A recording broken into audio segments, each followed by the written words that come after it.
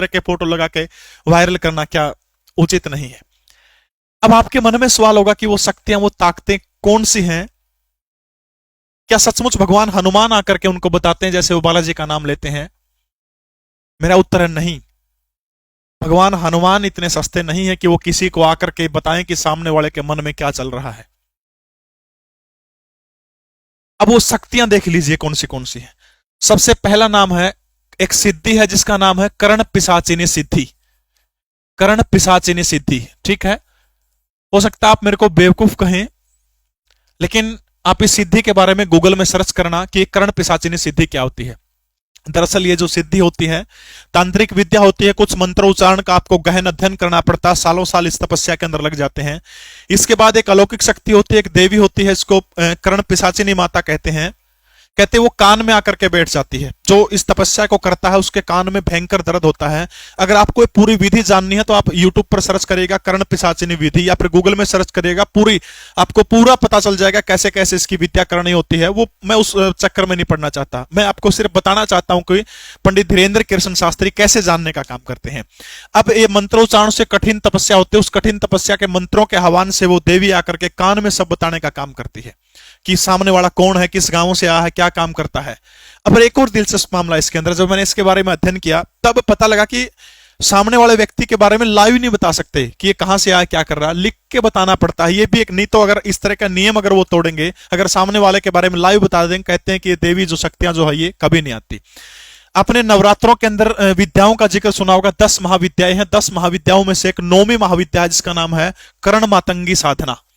कर्ण मातंगी साधना, ये जो कर्ण मातंगी साधना जो है ये भी यही काम करती है।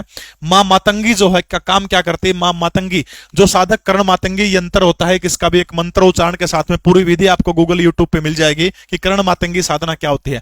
अगर आपको मेरी बात पे यकीन नहीं हो रहा कि मैं अंधविश्वास फैला रहा हूं, आप गूगल करिएगा, इन दोनों विधियों के बारे में एक बार सर्च करिएगा, उसके बाद मेरी वीडियो पर कमेंट करिएगा, ठीक है। कर्ण मातंगी साधना के अंदर कान के अंदर आकर के कर्ण मां मातंगी बताने का काम करती है। सामने वाला व्यक्ति क्या करता है, इससे भूत भविष्य वर्तमान तीनों चीजों के बारे में पता चल जाता है। ये आप गूगल इनके बारे में कर सकते हैं। अब सबसे बड़ा सवाल है कि क्या पंडित धीरेन्द्र कृष्ण शास्त्री जो हैं, क्या उनके पास में भगवान हनुमान बताते हैं या फिर ये विद्याएं हैं उनके पास में? ज्योतिष की या फिर या कहिए सिद्धि की, ये दो ही महत्वपूर्ण विद्याएं हैं जिनके सहारे कोई व्यक्ति क्या जान सकता है कि भूत भविष्य वर्तमान सामने वाले व्यक्ति के बारे में बता देता है। दरअसल ये जो कर्ण पिशाचिनी साधना होती है बड़ी कठिन साधना होती है।